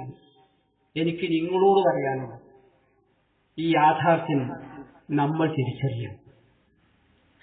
അവർ രാത്രി പരിപാടി എടുത്തി നേരം വെച്ച് അങ്ങാടിയിലൊന്ന് പറയും, കണ്ടോ ആ ചോദ്യത്തിന് മറുപടി ആകുന്നില്ല. നമ്മളും പറയും, കാര്യം ശരിയുണ്ട്, ആ ചോദ്യത്തിന് മറുപടി ആകുന്നില്ല. ഇതെന്തിനാ നമ്മളടുത്ത് വന്ന് പറയുന്നത്? നമ്മൾ മനസ്സിലാക്കണ്ടേ? ഇതെന്തിനാ പറയണത്? നമ്മൾ ഭിന്നത ഉണ്ടാക്കാൻ. ആ ചോദ്യം കണ്ടോ അങ്ങനെ ചോദിച്ചത്, ആ മുസ്ലിയാർ അങ്ങനെ മറുപടി പറഞ്ഞത്, മറ്റത് അങ്ങനെ ചോദിച്ചത്, അതിന് ഇങ്ങനെ മറുപടി പറഞ്ഞത്. അതേ മറുപടി വയ്ക്കണോ? അല്ലെങ്കിൽ അങ്ങനെ മറുപടി പറയേണ്ടത്? ഇത് നമ്മളുടെ ഇടയിൽ വന്ന് കുത്തിർന്ന് പറയുമ്പോൾ ഇതെന്തിന് പറയുന്നു എന്ന തിരിച്ചറിവ് നമ്മൾക്ക് വേണം. നമ്മൾ ചിഹ്ന ഭിന്നമാക്കാൻ വേണ്ടി, നമ്മളെ മനസ്സിൽ ഹബീബിനുള്ള മഹബത്തില്ലാതെയാക്കാൻ വേണ്ടി ഹബീബായ റസൂലുള്ളാഹി സ്വല്ലല്ലാഹു അലൈഹി വസല്ലം തങ്ങളുടെ മേൽ ചൊല്ലുന്ന സ്വലാത്ത് ഒന്ന് ചുരുക്കിയിട്ടുണ്ടെങ്കിൽ വിവരം അറിയും. പക്ഷെ ഇവിടുന്ന് അറിയില്ല, അവിടെ ചെല്ലുമ്പോഴല്ലേ അറിയാം. മുമ്പ് 2 ഉസ്താദന്മാർ വലിയ ഒരു തർക്കം വന്നു. തറാവീഹ് നിസ്കാരത്തിന്റെ ഇടയിൽ 4 റക്അത്ത് കഴിഞ്ഞാൽ ഒരു തർവീഹ, ഒരു വിശ്രമമുണ്ട്. അതിന് സ്വലാത്ത് ചെല്ലൽ പതിവാ. ഒരു ഉസ്താദ് പറഞ്ഞു, അവിടെ പ്രത്യേകമായിട്ട് ആ സമയത്ത് സ്വലാത്ത് ചെല്ലൽ പ്രത്യേകം സുന്നത്തുണ്ടോ? പ്രത്യേകമായിട്ട് അവിടെ സ്വലാത്ത് ചെല്ലൽ സുന്നത്തുണ്ടോ ഇല്ലേ എന്നൊരു തർക്കം വന്നപ്പോ മറ്റേ ഉസ്താദ് പറഞ്ഞു, ആയിക്കോട്ടെ, നാളെ അള്ളാഹുവിന്റെ മുമ്പിൽ വരുമ്പോൾ ഞാൻ പറയും, സാധുക്കളായ മുഅ്മിനീങ്ങൾ റമളാൻ മാസത്തിൽ നോമ്പനുഷ്ഠിച്ചുകൊണ്ട് രാത്രി തറാവീഹ് നിസ്കരിച്ച് ഇടയിൽ ഹബീബിന്റെ മേൽ സ്വലാത്ത് ചൊല്ലിയിരുന്നത് നിർത്താൻ വേണ്ടി കൽപ്പിച്ച ആളാണ് നിങ്ങൾ എന്ന് അള്ളാഹുവിന്റെ മുമ്പിൽ നിന്ന് ഞാൻ പറയുമെന്ന് പറഞ്ഞപ്പോൾ അള്ളാഹുവിനെ പേടിക്കുന്നവരായിരുന്നു അവർ. വേണ്ട വേണ്ട, നിർത്തേണ്ടതില്ല, സ്വലാത്ത് എത്രയും ചൊല്ലിക്കോട്ടെ. നിങ്ങൾ ഈ പരിപാടി നടത്തുന്നതുകൊണ്ട് ഏതെങ്കിലും ഒരു മുഅ്മിന് ഒരു സ്വലാത്ത് ചൊല്ലുന്നത് മുടങ്ങിയിട്ടുണ്ടെങ്കിൽ ഹബീബായ റസൂലുള്ളാഹി സ്വല്ലല്ലാഹു അലൈഹി വസല്ലം തങ്ങൾ നാളെ വിടുവോ? ഒരൊറ്റ വാക്കുപോലും അനുകൂലമായി പറഞ്ഞു പോകരുത്. ഇത് നമ്മളെ ഛിന്ന ഭിന്നമാക്കാൻ വേണ്ടി പറയുന്നതാണ്. നമ്മളിൽ അതിൽ ആശങ്കപ്പെട്ടു പോകാൻ പാടില്ല. നമ്മൾക്ക് മുമ്പൊരു ചരിയുണ്ട്. അതാണ് ഞാൻ പറഞ്ഞത്. 1921 മുമ്പിൽ നമ്മളിടയിൽ ഇസ്ലാമികമായിട്ട് ഒരു കാര്യത്തിൽ തർക്കമുണ്ടായിരുന്നില്ല. നിസ്കാരത്തിൽ കൈ എവിടെ കെട്ടണമെന്ന തർക്കമുണ്ടായിരുന്നില്ല.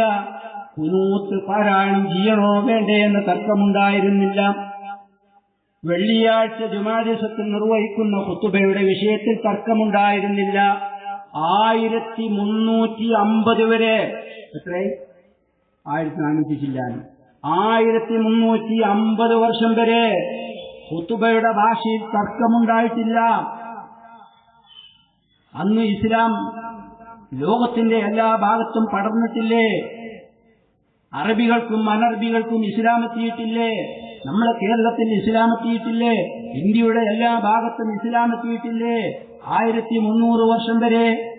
എന്നാൽ 1350 വർഷം വരെ തുർക്കിയിലെ കമാൽ പാഷ ഭരണമേറ്റെടുക്കുന്നത് വരെ വെള്ളിയാഴ്ച നിർവഹിക്കപ്പെടുന്ന ഖുതുബ അറബി ഭാഷയിലല്ലാതെ നിർവഹിക്കപ്പെട്ടിട്ടില്ല. അതിന്റെ ശേഷം വന്നതാണ്. ഈ യാഥാർത്ഥ്യങ്ങൾ നമ്മൾ തിരിച്ചറിഞ്ഞുകൊണ്ട് ഈ വിഭാഗത്തെ തിരിച്ചറിയണം. തീവ്രവാദമുണ്ടാക്കുന്നവരാണ്, നമ്മളിൽ ഭിന്നത ഉണ്ടാക്കുന്നവരാണ് എന്ന് തിരിച്ചറിവ് നമ്മൾക്ക് വേണം മുഅ്മിനീങ്ങളെ. അതുകൊണ്ട് ഞാൻ എന്റെ സംസാരം നീട്ടുന്നില്ല.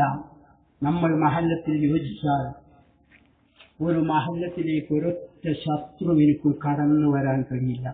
രാഷ്ട്രീയം നമ്മൾക്ക് ഏതുവാവട്ടെ, നമ്മൾക്കെല്ലാവർക്കും അറിയാം രാഷ്ട്രീയം എന്തിനാ. അത് ഖബറിലേക്ക് പോകുമ്പോഴുള്ളതല്ല, ഭൗതിക ലോകത്ത് ജീവിക്കാനുള്ളതാണ്.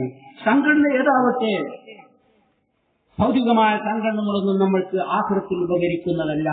അത് ഭൗതികമായ നേട്ടം കിട്ടുന്നവൻ അവൻ ലീഗായാലും കുഴപ്പമില്ല, കോൺഗ്രസ് ആയാലും കുഴപ്പമില്ല, മാർക്സിസ്റ്റ് ആയാലും നമ്മൾക്ക് കുഴപ്പമില്ല, ഏതോ ആവട്ടെ. പക്ഷേ ദീൻ അത് ആഖിറത്തിൽ നമ്മൾക്ക് ഉപകാരപ്പെടുന്നതാണ്.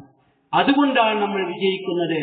ഇവിടെ മരണപ്പെട്ട് കിടക്കുന്ന നമ്മുടെ പ്രദേശത്ത് കിടക്കുന്ന മുഅ്മിനീങ്ങളെല്ലാവരും ദീനിന് വേണ്ടി ഐക്യപ്പെട്ടവരാണ്, ദീനിന് വേണ്ടി ഒന്നിച്ച് പ്രവർത്തിച്ചവരാണ്, ദീനിന് വേണ്ടി അവർ ഒരേ മനസ്സോടുകൂടെ പ്രവർത്തിച്ചവരാണ്. ഉസ്താദ് നമ്മളെ കേൾപ്പിച്ചില്ലേ, 60 വിദ്യാർത്ഥികൾ വിദേശികളും 65 വിദ്യാർത്ഥികൾ സ്വദേശികളുമായിട്ട് നടന്നിരുന്ന ദർസ്. അവരെന്താ കണ്ടത്? ഇവിടെ ദീൻ നിലനിൽക്കണം. നമ്മളെ സംബന്ധിച്ച് അവിടെ കിടക്കുന്ന നമ്മുടെ ഉപ്പമാരുടെ അഭിപ്രായം എന്തായിരിക്കും? എല്ലാവരും നെഞ്ചത്ത് കൈവച്ചുകൊണ്ട് ആലോചിക്കണം. അവർ നമ്മളെ സംബന്ധിച്ച് എന്ത് മനസ്സിലാക്കുന്നുണ്ടാകും? അവർ തുടങ്ങിവെച്ച, അവർ നമ്മൾക്ക് രൂപം നൽകിയ, അതിന് കോട്ടം വരുന്ന രൂപത്തിൽ ഈ മഹല്ല് പോയിട്ടുണ്ടെങ്കിൽ അല്ലാഹുവിന്റെ മുമ്പിൽ നമ്മൾക്ക് രക്ഷപ്പെടാൻ കഴിയുമോ? മുഅ്മിനീങ്ങളെ, നമ്മൾ ഈ അവസ്ഥയിലായി അങ്ങോട്ട് മരണപ്പെട്ടു പോയി.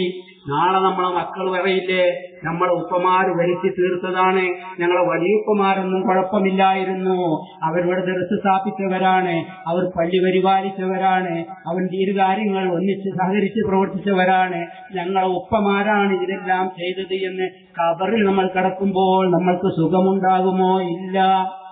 അതേ അവസരത്തിൽ മുഅ്മിനീങ്ങളെ, നമ്മളെല്ലാവരും ഐക്യത്തോടുകൂടെ സുന്നത്ത് ജമാഅത്തിൽ നമ്മളെല്ലാവരും ഒരേ ആശയത്തിലും ആദർശത്തിലുമാണ്. ഖുതുബ ഏത് ഭാഷയിൽ വേണമെന്ന അഭിപ്രായ വ്യത്യാസമില്ല. ഇവിടെ ജന്മദിനം കൊണ്ടാടണോ വേണ്ടേ എന്നതിൽ അഭിപ്രായ വ്യത്യാസമില്ല. ഒരൊറ്റപ്പെണ്ണും പള്ളിയിലേക്ക് ജമാഅത്തിന് വേണ്ടി വരണമെന്ന് ആരും പറയുന്നില്ല. നിസ്കാര ശേഷം ഇരുന്നുകൊണ്ട് ദുആ വേണോ വേണ്ടേ ആർക്കും അഭിപ്രായ വ്യത്യാസമില്ല. ദിക്ർ ചൊല്ലണോ വേണ്ടേ അഭിപ്രായ വ്യത്യാസമില്ല. നമ്മൾക്ക് സഹകരിക്കാനും ഒന്നിക്കാനും പറ്റിയ മേഖലകളല്ലേ ഇതൊക്കെ. ഈ സഹകരിക്കാൻ പറ്റിയ കാര്യങ്ങളിലൊക്കെ നമ്മൾ സഹകരിച്ചുകൊണ്ട് നമ്മളെ നാട് ഭരിക്കുകയാണെങ്കിൽ ഒരൊറ്റ ചിത്രശക്തികളും നമ്മളെ നാട്ടിലേക്ക് കടന്നു വരില്ല. അത്രയും ഭദ്രമാണ്. പ്രത്യേകിച്ച് ഈ പ്രദേശമൊക്കെ എനിക്കറിയാം. ഞാൻ 21ാമത്തെ വർഷമാണ് നിങ്ങളെ മൂന്നിയൂരിൽ വന്നിട്ട്. ഇവിടുത്തെ എല്ലാവരെ സംബന്ധിച്ചും എനിക്കറിയാം. ഇവിടുത്തെ കാരണന്മാരെല്ലാവരും ഒരു മേശയ്ക്ക് ചുറ്റുമിരുന്നു കൊണ്ട് നമ്മൾക്ക് ഇന്ന രൂപത്തിൽ നടക്കുക എന്ന് പറഞ്ഞാൽ ഇവിടുത്തെ എല്ലാ ചെറുപ്പക്കാരും 100 പ്രാവശ്യം സ്വാഗതം ചെയ്തുകൊണ്ട് നിങ്ങളെ പിന്നിലുണ്ടാകുമെന്നുള്ള യാഥാർത്ഥ്യം നിങ്ങൾക്കും അറിയാം. അത് നടന്നിട്ടില്ല എങ്കിൽ നമ്മൾ മരണപ്പെട്ടു പോയാൽ എന്തായിരിക്കും അവസ്ഥ എന്ന് ചിന്തിച്ചുകൊണ്ട് നമ്മളെല്ലാവരും ആ വഴിക്ക് വരണം. അല്ലാഹു തൗഫീഖ് നൽകുമാറാകട്ടെ.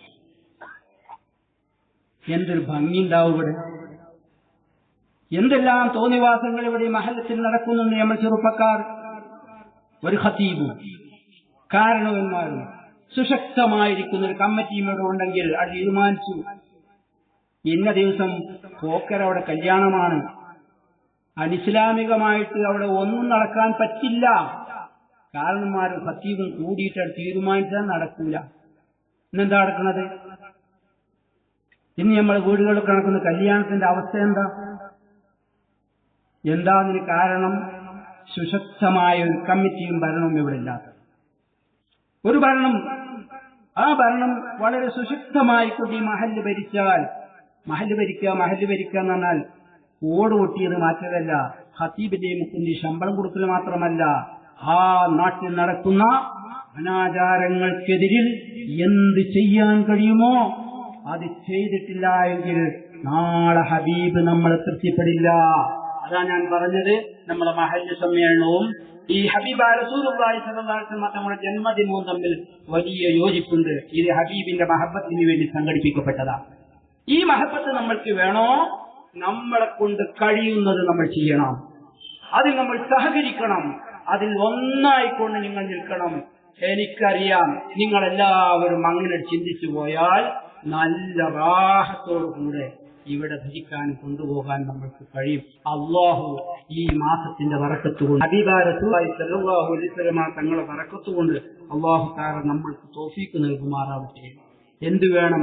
വബിമാ റഹ്മത്തിൻ മിനല്ലാഹി ലിൻത ലഹും ولو كنت فظا غليظا لانفضوا من حولك فاعف عنهم واستغفر لهم وشاورهم في الأمر وإذا عزمت فتوكل على الله إن الله يحب المتوكلين. ഈ ആയത്ത് നമ്മൾക്ക് വേണ്ടി ഇറക്കിയമാണ്. അല്ലാഹു പറയാ ഫബിമാ റഹ്മത്തിൻ മിനല്ലാഹ്, അല്ലാഹുവിൽ നിന്നുള്ള വലിയ അപാരമായ അനുഗ്രഹം കാരണമായിട്ട് ലിൻതലഹും, പ്രവാചകരെ നിങ്ങൾക്ക് സമുദായത്തോട് ലോലമായി പെരുമാറാൻ കഴിഞ്ഞു. ജനങ്ങളെ എല്ലാവരെയും ഒരേ രൂപത്തിൽ കണ്ടുകൊണ്ട് നല്ല ലോലമായ പെരുമാറ്റം നിങ്ങൾക്ക് കഴിഞ്ഞത് എന്തുകൊണ്ടാണ്? അല്ലാഹുവിന്റെ റഹ്മത്ത് കൊണ്ടാണ്. വലൗ കുന്ത ഫള്ളൻ ഗലീദൽ ഖൽബി ലംഫളൂ മിൻ ഹൗലിക, നിങ്ങൾ പരിവർഷമായി പെരുമാറുന്നവരായിരുന്നെങ്കിൽ, ഗലീദൽ ഖൽബി, ഹൃദയം കട്ടിയായിരുന്നവരായിരുന്നെങ്കിൽ, ഹൃദയത്തിന്റെ കാഠിന്യതയോടുകൂടെ ജനങ്ങളോട് പെരുമാറിയിരുന്നുവെങ്കിൽ ലംഫളൂ മിൻ ഹൗലിക, നിങ്ങൾക്ക് ജനങ്ങളെ ഒന്നിപ്പിക്കാൻ കഴിയില്ലായിരുന്നു. 120ഓളം വർഷം പരസ്പരം യുദ്ധത്തിൽ കഴിഞ്ഞ ഔസ് ഖസ്റജ് ഗോത്രക്കാരെ ഹബീബായ റസൂലുള്ളാഹി സ്വല്ലല്ലാഹു അലൈഹി വസല്ലം തങ്ങൾ മദീനയിലേക്ക് വന്നപ്പോൾ അവരെ വിളിച്ച് ഉപദേശിച്ചു, സരസമായി പെരുമാറി, ലോലമായി പെരുമാറി, നല്ല സ്നേഹത്തോടുകൂടെ അവരോട് പെരുമാറി. അതുകൊണ്ട് അവർക്ക് നന്മ ചെയ്യാൻ നിങ്ങൾക്ക് കഴിഞ്ഞു. അതുകൊണ്ട് എന്ത് വേണം? ഹബീബായ റസൂലുള്ളാഹിയോട് പറഞ്ഞതാ, ഫഅഫു അൻഹും, വിട്ടുവീഴ്ച ചെയ്യുക. ഇത് റസൂലുള്ളാഹിക്ക് പറഞ്ഞു കൊടുക്കണ്ട, റസൂലുള്ളാഹി വിട്ടുവീഴ്ച നാളെന്നെ നമ്മൾക്ക് വേണ്ടി പറഞ്ഞതാ. വിട്ടുവീഴ്ചക്ക് തയ്യാറാവുക, അള്ളാഹു പറഞ്ഞതാ. എന്താ നമുക്ക് അതിന് കുഴപ്പം? വിട്ടുവീഴ്ചക്ക് തയ്യാറായ അതൊന്നും ശരിയല്ല, അത് എന്റെ സ്റ്റാറ്റസിന് വീഴ്ചയല്ല. അതാ നാളെ ചെല്ലുമ്പോ വീഴാതെയും അതിനെ ഖുർആനിൽ അല്ലാഹു പറഞ്ഞതാ, ഫഅഫു അൻഹും, വിട്ടുവീഴ്ചക്ക് തയ്യാറാവുക. വസ്തഗ്ഫിർ ലഹും, മുഅ്മിനീങ്ങൾ പരസ്പരം അതാ വേണ്ടത്, അങ്ങോട്ടും ഇങ്ങോട്ടും ഇസ്തിഗ്ഫാർ ചെയ്യുക, പൊറുക്കലിനെ തേടുക. സഹോദരന്മാരെ, നമുക്ക് വേണ്ടി പൊറുക്കൽ തേടാനല്ല പറഞ്ഞത്. ഓരോരുത്തരും തന്റെ സഹോദരന് വേണ്ടി, തന്റെ നാട്ടുകാരന് വേണ്ടി, തന്റെ അയൽവാസികൾക്ക് വേണ്ടി നിങ്ങൾ പൊറുക്കലിനെ തേടണം. ഹബീബായ റസൂലുള്ളാഹി സ്വല്ലല്ലാഹു അലൈഹി വസല്ലം തങ്ങളുടെ ഹദീസിൽ പറയുന്നു, മനിസ്തഗ്ഫറ ലിൽ മുഅ്മിനീന വൽ മുഅ്മിനാത്തി കുല്ല യൗമിൻ 27 മറ കാന മിമ്മ യുസ്തജാബു ലഹു. ഒരു മുഅ്മിനായ മനുഷ്യൻ മുസ്ലിമീങ്ങൾക്ക് വേണ്ടി, മുഅ്മിനീങ്ങൾക്ക് വേണ്ടി, സഹോദരന്മാർക്ക് വേണ്ടി, സഹോദരിമാർക്ക് വേണ്ടി 27 പ്രാവശ്യം ഒരു ദിവസം ഇസ്തിഗ്ഫാർ ചെയ്താൽ, രാവിലെ എണീറ്റ് സുബഹിന്റെ മുമ്പേ, എപ്പോഴാ ഇസ്തിഗ്ഫാറിന്റെ സമയം? വൽ മുസ്തഗ്ഫിരീന ബിൽ അസ്ഹാർ, അത്താഴ സമയത്ത് തഹജ്ജുദ് നിസ്കരിച്ച് നമ്മൾക്ക് വേണ്ടിയും മാതാപിതാക്കൾക്ക് വേണ്ടിയും മുഅ്മിനീങ്ങൾക്ക് വേണ്ടിയും ഒരു മനുഷ്യൻ 27 പ്രാവശ്യം ഇസ്തിഗ്ഫാർ ചെയ്താൽ കാന മിമ്മ യുസ്തജാബു ലഹു, അല്ലാഹുവിന്റെ അടുക്കൽ അവൻ ദുആക്ക് ഇജാബത്തുള്ളവരിൽപ്പെട്ടവനാവും.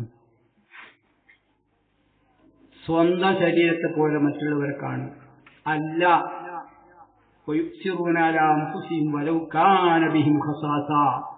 റസൂലുള്ളാഹി സ്വല്ലല്ലാഹു അലൈഹി വസല്ലം തങ്ങൾ മദീനയിലേക്ക് ചെന്നപ്പോൾ 120 വർഷം യുദ്ധത്തിൽ കഴിഞ്ഞിരുന്ന അവരെ എങ്ങനെയാക്കി?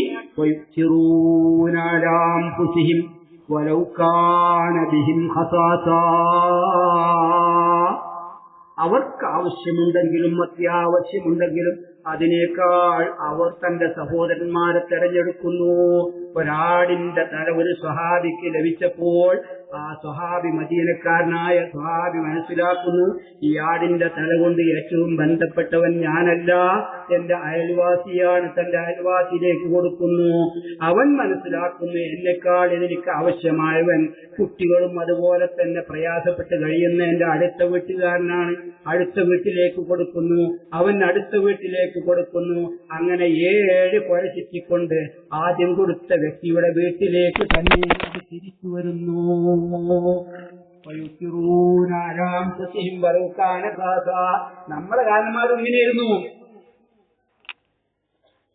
നമ്മുടെ കാരണന്മാരും എങ്ങനെയായിരുന്നു? എന്തേ നമ്മളെ വ്യതിചരിച്ചത്, തെറ്റിപ്പോയത്?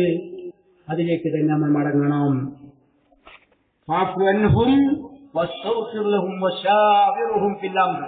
പിന്നെ റസൂലുള്ളാഹി പറയാ, ഈ ഒരു ചെറിയ കാര്യമാവട്ടെ വലിയ കാര്യമാവട്ടെ ചർച്ച ചെയ്തുകൊണ്ട് തീരുമാനമെടുക്കുക. റബീഉൽ അവ്വൽ 12 ഞാൻ അവിടെ കേട്ടു. രണ്ടുകൂട്ടരും പറഞ്ഞ് നമ്മൾ സഹകരിച്ച് കഴിച്ചാലോ? അൽഹംദുലില്ലാഹ്, രണ്ടുകൂട്ടരും പറഞ്ഞായിക്കോട്ടെ. എന്തേ അതിന്റെ ഫലം ഉണ്ടായത്? എന്തൊരു സന്തോഷം! അല്ലാഹു ഖുർആനിൽ പറഞ്ഞതാ, കാര്യങ്ങൾ പരസ്പരം ചർച്ച ചെയ്തുകൊണ്ട് തീരുമാനമെടുക്കുക.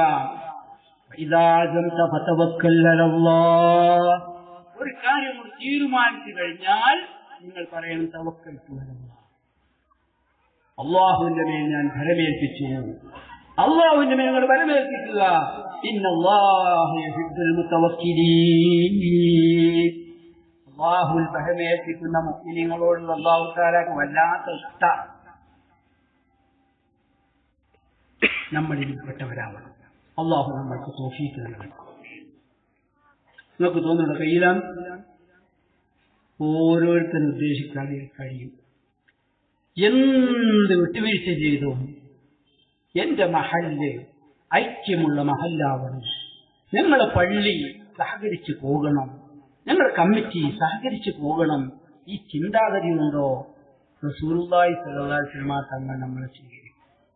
ഇത് നമ്മളെ കാശ്, നമ്മുടെ സമ്പത്ത്, നമ്മുടെ ആരോഗ്യം, നമ്മുടെ സമയം ഏതോ വഴിക്ക് പോവുക. ആർക്കാ ഉപകാരം? ആർക്കുന്നില്ല. നല്ല കാര്യത്തിൽ ഛിദ്രതയുണ്ടാകാൻ ഇബ്ലീസ് കൂടെ ഉണ്ടാവും. അതുകൊണ്ട് 4 കാര്യങ്ങൾ മഹാനായ ഷക്കീഖുൽ ബൽഖി റഹ്മത്തുള്ളാഹി അലൈഹി പറഞ്ഞു. 4 കാര്യം അറിയാത്തവൻ അവൻ ഒരിക്കലും വിജയിക്കാൻ കഴിയില്ല. 200 കൊല്ലം ജീവിച്ചാൽ ശരി വിജയിക്കാൻ കഴിയില്ല. 4ാമത്തെ കാര്യം പറഞ്ഞാൽ എന്താ പറയുക? ശത്രുവിനെ തിരിച്ചറിയുക. ആരാമാണ് ശത്രു? ഇബ്ലീസുൽ ലഈൻ ലഅനത്തുല്ലാഹി അലൈഹി. അതാണ് നമ്മുടെ ശത്രു. നമ്മൾ നന്നാകുമ്പോൾ, നമ്മൾ ഒന്നിക്കുമ്പോൾ, നമ്മൾ സഹകരിക്കുമ്പോൾ അതിന് ചിത്രതയുണ്ടാക്കാൻ കൂടെ വരുന്നവനാണ് അവൻ. അവരെ തിരിച്ചറിയാതെ രക്ഷപ്പെടാൻ കഴിയില്ല. ഖുർആനിൽ എത്ര സ്ഥലത്താണ് അല്ലാഹു തആല നമുക്ക് മുന്നറിയിപ്പ് നൽകിയത്? ഇന്ന ശൈത്താന ലക്കും അദുവ്വുൻ മുബീൻ. പിശാച് ശത്രുവാണോ? എന്തിനാണ് പറഞ്ഞത്? അത് തിരിച്ചറിയാത്ത കാലത്തോളം നമ്മൾക്ക് മോചനം ലഭിച്ചില്ല. നമ്മൾക്കൊക്കെ നാളെ ഹബീബായ റസൂലുള്ളാഹി സ്വല്ലല്ലാഹു അലൈഹി വസല്ലം തങ്ങളെ ശഫാഅത്ത് കൊണ്ട് രക്ഷപ്പെടണം. ഹബീബായ മുഹമ്മദ് മുസ്തഫ സ്വല്ലല്ലാഹു അലൈഹി വസല്ലം തങ്ങൾ നമ്മുടെ ഉമ്മയെ പോലെയാണോ, ഉപ്പയെ പോലെയാണോ? അല്ല. അന്ത ഉമ്മുൻ അബുൻ മാ റഅയ്നാ ഫീഹിമാ മിസ്ല ഹുസ്നിക ഖത്തു യാ സയ്യിദി ഖൈറൻ നബി. ഒരു മനുഷ്യൻ മറ്റൊരാളെ മറക്കുന്ന 2 ഘട്ടമുണ്ട്. വലിയ പ്രയാസത്തിലാവുന്ന സമയത്ത് ഒരാൾ മറ്റേയാളെ മറക്കും. വലിയ സന്തോഷത്തിലാവുന്ന സമയത്തും ഒരാൾ മറ്റേയാളെ മറക്കും. അതുകൊണ്ടാണല്ലോ മഹ്ശറിൽ വാപ്പ മകനെ കാണുമ്പോൾ ഓടുന്നു, ഉമ്മ വാപ്പയെ കാണുമ്പോൾ ഓടുന്നു, സഹോദരൻ സഹോദരിയെ കാണുമ്പോൾ ഓടുന്നു. അത് വലിയ പ്രയാസമുള്ള ഘട്ടമാണ്. ഒരാൾ മറ്റേയാളെ മറക്കുന്ന ഘട്ടമാണ് 2 ഘട്ടം. ഏതാണത്? ഏറ്റവും സന്തോഷമുണ്ടാവുമ്പോൾ നമ്മൾ ഒരാളെ ഉറ്റവരെയും വേണ്ടപ്പെട്ടവരെയും നമ്മൾ മറന്നു പോകാറുണ്ട്. അതുപോലെ തന്നെ വലിയ പ്രയാസം വരുന്ന സമയത്തും നമ്മൾ മറക്കാറുണ്ട്. എന്നാൽ ഈ 2 ഘട്ടവും ഹബീബായ മുഹമ്മദ് മുസ്തഫ സ്വല്ലല്ലാഹു അലൈഹി വസല്ലം തങ്ങൾക്ക് വന്നിട്ടുണ്ട്.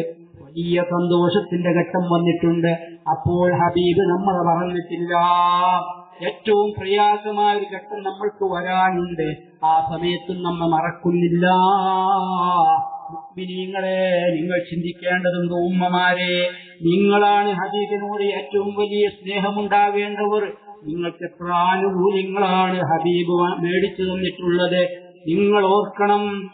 7 ആകാശം വിട്ടുകടന്ന് തഖദ്ദം യാ ഹബീബി ലാ തഖഫ് അബ്ശിർ തുനാജി റബ്ബക്കൽ ഖയ്യൂമ സല്ലൂ അലൈഹി വസല്ലിമൂ തസ്ലീമാ. ആകാശങ്ങൾ വിട്ടുകിടന്നുകൊണ്ട് അല്ലാഹുവിനോട് മുനാജാത്ത് ചെയ്യാൻ വേണ്ടി റസൂലുള്ളാഹി സ്വല്ലല്ലാഹു അലൈഹി വസല്ലം തങ്ങൾ അല്ലാഹു ക്ഷണിച്ച സ്ഥലത്തേക്ക് എത്തിപ്പെട്ടപ്പോൾ ഹബീബ് അവിടെ കാണിക്ക വെക്കുന്നു. തഹിയാത്തുൽ മുബാറകാത്തു സലവാത്തു തയ്യിബാത്തു ലില്ലാഹ്. അല്ലാഹുവിന്റെ മുമ്പിൽ കാണിക്ക വെച്ചപ്പോൾ അല്ലാഹു നബിക്ക് നൽകിയതാണ്. ഹബീബായ മുഹമ്മദ് മുസ്തഫ സല്ലല്ലാഹു അലൈഹി വസല്ലം തങ്ങൾക്ക് നൽകിയതാണ്. അസ്സലാമു അലൈക അയ്യുഹൻ നബിയ്യു വറഹ്മത്തുള്ളാഹി വബറകാതുഹു. അല്ലാഹുവിന്റെ രക്ഷ, അല്ലാഹുവിന്റെ റഹ്മത്ത്, അല്ലാഹുവിന്റെ ബറക്കത്ത് ഹബീബായ പ്രവാചകരെ നിങ്ങൾക്കുണ്ട്, ഉണ്ടാവട്ടെ. ആ സലാം അങ്ങോട്ട് നൽകിയപ്പോൾ ഹബീബായ റസൂലുള്ളാഹി സാധുക്കളായ നമ്മളെ ഓർക്കുകയാണ്. ഹബീബ് പറഞ്ഞു, എനിക്ക് മാത്രം പോരാ, എന്റെ സാധുക്കളായ മുത്തഖീങ്ങളായ സ്വാലിഹീങ്ങളായ അടിമകളുണ്ട്, അവർക്ക് കൂടി ഈ സലാം വേണമെന്ന് പറഞ്ഞ് അതിലേക്ക് ചേർത്തി കൊടുക്കുന്നു. അസ്സലാമു അലൈനാ വഅലാ ഇബാദില്ലാഹി സ്വാലിഹീൻ. ഇതല്ലേ നമ്മളെ ഹബീബ്. ആ സന്തോഷഘട്ടത്തിൽ നമ്മൾ ഓർത്തു. ഈ നോക്കു, നാളെ മഹ്ശറയിൽ വരുമ്പോ ഞാൻ പറഞ്ഞില്ലേ, ഉമ്മ മകനെ ശ്രദ്ധിക്കുന്നില്ല, മകൻ ഉമ്മയെ ശ്രദ്ധിക്കുന്നില്ല. നിലത്ത് വെച്ചാൽ ഉറുമ്പ് കടിക്കും, തലയിൽ വെച്ചാൽ തേൻ കടിക്കും. ഈ രൂപത്തിൽ പോറ്റി വളർത്തിയ മക്കളോട് പോലും ഉമ്മ മഹ്ശറയിൽ നിന്ന് കാണുമ്പോൾ പുറംതിരിച്ചു പോകുന്ന ഘട്ടമാണ്. ആരും ആരെയും സഹായിക്കുന്നില്ലയോ. യശുറുൽ മറൂ മിൻ അഖീ. കാണുന്നവരൊക്കെ കാണുന്നവരെ തൊട്ട് പുറംതിരിഞ്ഞു പോകുമ്പോൾ അവിടെ ഒരു രക്ഷയില്ലാതെ ആ സൂര്യന്റെ പ്രകാശത്തിന്റെ അതിനാലുണ്ടായ വിയർപ്പിൽ മുങ്ങിക്കുളിച്ചുകൊണ്ടിരിക്കുമ്പോൾ അവർ ചിന്തിക്കുന്നു, നമ്മൾക്ക് രക്ഷക്കാരാണ്. എല്ലാ പ്രവാചകന്മാരെയും സമീപിച്ച് അവരൊക്കെ കൈവടിയുന്നു. ആദം നബി പറയുന്നു, ഞാൻ നിങ്ങളെ വാപ്പയാണ്, പക്ഷെ ഒന്നും ചെയ്യാൻ കഴിയില്ല. ഇബ്രാഹിം നബി പറയുന്നു, ഞാൻ ഖലീലുർ റഹ്മാനാണ്, പക്ഷെ ഒന്നും ചെയ്യാൻ കഴിയില്ല. മൂസാ നബി പറയുന്നു, ഞാൻ കലീമുല്ലാഹി മൂസയാണ്, പക്ഷെ ഒന്നും ചെയ്യാൻ കഴിയില്ല. ഈസ നബി അലൈഹിസ്സലാം പറയുന്നു, എനിക്കൊന്നും ചെയ്യാൻ കഴിയില്ല. അവസാനം എത്തിപ്പെടുന്നത് ഹബീബിന്റെ മുമ്പിലാണ്. അപ്പോൾ ഹബീബ് പറയുന്നത് എന്താ? അനലഹ അനലഹ, ഞാൻ അതിന് അർഹനാണ്, ഞാൻ നിങ്ങൾക്ക് ശുപാർശ ചെയ്യാൻ അർഹനാണ്. കാരണം അതിന് വേണ്ടത് ദുനിയാവിൽ നിന്ന് തന്നെ റസൂലുള്ളാഹി സ്വല്ലല്ലാഹു അലൈഹി വസല്ലം തങ്ങൾ ആവാഹിച്ചു പോയിട്ടുണ്ട്. ആയിഷ റളിയല്ലാഹു അൻഹ ചോദിച്ചില്ലേ, രണ്ടു കാലും നീര് കെട്ടി വേർക്കുന്ന രൂപത്തിൽ നിസ്കരിച്ചുകൊണ്ടിരിക്കുമ്പോൾ എന്തിനാണ് ഹബീബ് ഇത്ര പ്രയാസപ്പെടുന്നു, സാഹസപ്പെടുന്നു എന്ന് ചോദിച്ചപ്പോൾ റസൂല് പറഞ്ഞതെന്താണ്? അഫലാ അകൂന അബ്ദൻ ശകൂറാ, ഞാൻ അല്ലാഹുവിനിക്ക് നന്ദിയുള്ള അടിമയാവണ്ടേ. എന്താണ് ശുക്ർ? നാളെ മഹ്ശറയിൽ വരുന്ന സമയത്ത് ആർക്കും ഒന്നും ചെയ്യാൻ കഴിയാത്ത ഘട്ടത്തിൽ ഉമ്മത്തിന് വേണ്ടി ഉമ്മത്തി ഉമ്മത്തി, എന്റെ സമൂഹം എന്ന് വിളിച്ചുകൊണ്ട് സുജൂദിൽ വീണുകൊണ്ട് നമ്മൾക്ക് ശഫാഅത്ത് ചെയ്യാനുള്ള അധികാരം മറ്റാർക്കും നൽകാതെ ഹബീബായ റസൂലുള്ളാഹി സ്വല്ലല്ലാഹു അലൈഹി വസല്ലം തങ്ങൾക്ക് മാത്രമാണ് നൽകുന്നത്. നമ്മൾക്ക് വേണ്ടി ആരും തിരിഞ്ഞു നോക്കാനില്ലാത്ത ഘട്ടത്തിൽ ശുപാർശ ചെയ്യുന്നു. ആ ഹബീബിന്റെ മദ്ഹ് പറയണ്ടേ, ആ ഹബീബിന്റെ മൗലിദ് കഴിക്കണ്ടേ? മാത്രമല്ല ഖബറിൽ വെച്ചാൽ മുൻകർ നക്കീർ അലൈഹിമുസ്സലാത്തു വസ്സലാം വരും. വന്നുകൊണ്ട് ചോദിക്കും, മൻ റബ്ബുക വമൻ നബിയുക വമാ ദീനുക വമാ ഇമാമുക വമാ ഖിബ്ലതുക വമൻ ഇഖ്വാനുക വമൻ അഖവാതുക. പുറത്തിരുന്നുകൊണ്ട് ഖതീബ് ചൊല്ലിക്കൊടുക്കും, ഫഖുല്ലഹുമാ ബിലിസാനിൻ ഫസീഹിൻ സരിക്കിൻ സരിക്കിൻ ബിലാ ജസഇൻ വലാ ഹലൽ അല്ലാഹു റബ്ബി ومحمد النبي والإسلام ديني والقرآن إيماني والكعبة قبلتي والمؤمنون إخواني والمؤمنات أخواتي. ചൊല്ലിക്കൊടുത്തിട്ട് കാര്യമുണ്ടോ? ഫദക്കിർ ഫഇന്ന ദിക്റ തൻഫഉൽ മുഅ്മിനീൻ. ഖുർആൻ അല്ലാഹു പറഞ്ഞു ചൊല്ലിക്കൊടുത്തോളി, മുഅ്മിനാണെങ്കിൽ ഉപകരിക്കും. ആ മുഅ്മിനീങ്ങൾക്ക് തന്നെ ചൊല്ലിക്കൊടുക്കുന്നത്. അതൊക്കെ വ്യക്തമായി കറക്റ്റായിട്ട് മറുപടി പറഞ്ഞാലും ഇനിയൊരു ചോദ്യമുണ്ട്. അതെന്താ? ഹബീബായ റസൂലുള്ളാഹി സ്വല്ലല്ലാഹു അലൈഹി വസല്ലം തങ്ങളെ ആ ഖബറിന്റെ ഒരു ഭാഗത്ത് കാണിച്ചിട്ട് ചോദിക്കും, ഈ ആൾ ആരാണ്? ഈ ചോദിച്ചൊക്കെ മുഅ്മിനീങ്ങളോടാ ചോദിക്കുന്നത്, അവിശ്വാസികളോടും കപട വിശ്വാസികളോടുമല്ല. ഇതിനൊക്കെ ശരിക്ക് ആൻസർ പറഞ്ഞവരാണെങ്കിൽ തന്നെ റസൂലുള്ളാഹിനെ കാണിച്ചിട്ട് ചോദിക്കുന്നത് ആരാണ്? രണ്ട് വിഭാഗമാണ്. ഒരു വിഭാഗം പറയും, എനിക്കറിയില്ല, ദുന്യാവിൽ നിന്ന് ആളുകൾക്ക് എന്തോ പറഞ്ഞിരുന്നു, ഞാനും പറഞ്ഞിരുന്നു, അത് പറയുന്ന വിധേയികളാണ്. റസൂലുള്ളാഹി സാധാരണക്കാരനാണ് പറയുന്ന വിധേയികളെ എന്ന് പറയൂ. ഈ അവസരത്തിൽ ഹബീബിനെ തിരിച്ചറിഞ്ഞ ഹബീബ് ലോകത്തെ ഏറ്റവും ശ്രേഷ്ഠരാണ്, അല്ലാഹുവിന്റെ സൃഷ്ടികളിൽ ഏറ്റവും ശ്രേഷ്ഠരാണ്. ഹബീബായ റസൂലുള്ളാഹിക്ക് അല്ലാഹു ഒരുപാട് മഹത്വം കൊടുത്തിരിക്കുന്നു. ഹബീബിന്റെ മേൽ സ്വലാത്ത് ചെല്ലുന്ന ഈ മുഅ്മിനീങ്ങളാവുന്ന ആളുകളോട് ചോദിക്കുമ്പോൾ പറയും, അതേ മുഹമ്മദ് റസൂലുള്ളാഹി, ഇത് ഹബീബായ റസൂലുള്ളാഹിയാണ്, ഞങ്ങൾക്ക് ഹിദായത്ത് കൊണ്ടുവന്നവരാണ്, ഞങ്ങൾക്ക് ദീൻ പറഞ്ഞു തന്നവരാണ്, ഞങ്ങൾ നന്മയിലേക്ക് നയിച്ചവരാണ്. അള്ളാഹു പറയും, ലാസ്റ്റ് ഫൈനൽ തീരുമാനം അതാ, അതിൽ നമ്മൾക്ക് പെടണം. അതിൽ ഹബീബായ റസൂലുള്ളാഹി സ്വല്ലല്ലാഹു അലൈഹി വസല്ലം തങ്ങളുടെ ദീൻ അതെന്താണെന്ന് മനസ്സിലാക്കി അത് ഉൾക്കൊണ്ട് കഴിവിന്റെ പരമാവധി നമ്മൾ അത് സ്വീകരിച്ചുകൊണ്ട്, ഹബീബ് നമ്മൾക്ക് കാണിച്ചൊരു ശൈലിയുണ്ട്, അത് ഉൾക്കൊണ്ടുകൊണ്ട് നമ്മൾ ജീവിക്കണം. എങ്കിൽ മാത്രമേ കഴിയൂ. അല്ലാഹു സുബ്ഹാനഹു വ തആല നമുക്ക് തൗഫീഖ് നൽകുമാറാവട്ടെ. ഹബീബിനെ കാണുന്ന സമയത്ത് ഭൂമിയിൽ നിന്ന് കണ്ടിട്ടില്ലെങ്കിൽ തന്നെ ആ ഖബറിൽ നിന്ന് കാണിക്കുമ്പോൾ തിരിച്ചറിയാനുള്ള ഒരു കഴിവ് അല്ലാഹു നമ്മൾക്ക് നൽകുമാറാവട്ടെ. അതിന് ഹബീബിന്റെ സുന്നത്തിനോട് മഹബത്ത് വേണം. ഹബീബിനോട് ബന്ധപ്പെട്ട് കിടക്കുന്ന മുഴുവത്തിനോട് നമ്മൾക്ക് സ്നേഹം വേണം. നമ്മളൊരു കാര്യം മനസ്സിലാക്കണം, ഇവിടെ നമ്മൾക്ക് എന്ത് ലഭിക്കുന്നോ മുഴുവൻ ഹബീബായ മുഹമ്മദ് റസൂലുള്ളാഹി സ്വല്ലല്ലാഹു അലൈഹി വസല്ലം തങ്ങൾ കാരണമായിട്ടാണെന്നുള്ള തിരിച്ചറിവ് നമ്മൾക്ക് വേണം. നമ്മൾക്ക് വെള്ളം ലഭിക്കുന്നതും നമ്മൾക്ക് ഭക്ഷണം ലഭിക്കുന്നതും ആരോഗ്യം ലഭിക്കുന്നതും മുഴുവനും ഹബീബായ റസൂലുള്ളാഹി സ്വല്ലല്ലാഹു അലൈഹി വസല്ലം തങ്ങൾ കാരണമായിക്കൊണ്ടാണെന്ന് ഇമാമുന ശാഫിഈ റളിയല്ലാഹു അൻഹു അൽ-റിസാല എന്ന ഗ്രന്ഥത്തിൽ വളരെ വ്യക്തമായി പറയുന്നു. ഇങ്ങനെ നമ്മൾ മനസ്സിലാക്കണം ഹബീബിനെ. അതിതുപോലത്തെ വേദികൾ വേണം, നമ്മൾ ഉൾക്കൊള്ളണം, നമ്മുടെ ജീവിതത്തിൽ കാണിക്കണം.